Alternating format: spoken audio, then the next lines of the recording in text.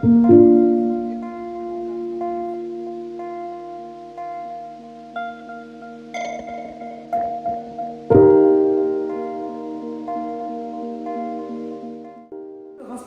suis éducatrice à la SDAT à Dijon.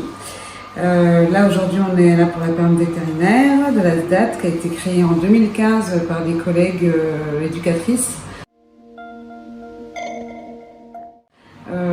Du fait qu'on a beaucoup de personnes accompagnées avec des animaux de compagnie, donc chiens, chats régulièrement, et d'autres petits à côté.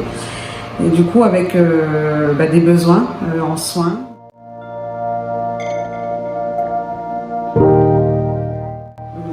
Ce fait qu'un projet a été monté pour voir ce qui pouvait être accessible pour les personnes, financièrement aussi.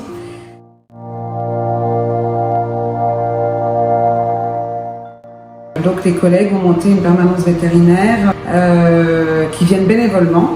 Donc la perme elle se tient toutes les 3 semaines. Depuis cette période, on a changé de différents lieux parce qu'il fallait trouver un lieu adapté. Pour la clinique, ça rentre dans nos valeurs de bienveillance. Et on a toujours fait des gestes pour les plus démunis. Donc c'est 10 € la consultation. Pour les rappels, le rappel est gratuit.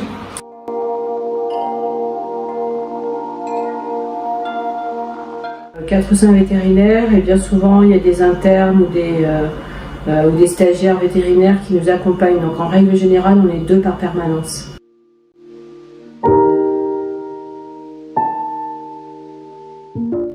Et parfois on est aidé par un confrère qui est retraité et qu'on contacte quand on a besoin de lui et qui est ravi de venir encore au contact des animaux. Et donc l'argent aide à financer tous les vaccins, toutes les identifications que les vétérinaires nous apportent.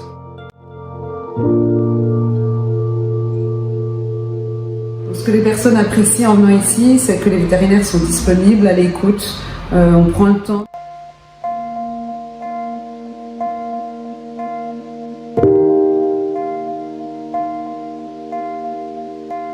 Le souvenir le plus marquant, je crois que c'est la première séance qu'on a faite dans une espèce de pauvre petite maison qui était prêtée par la municipalité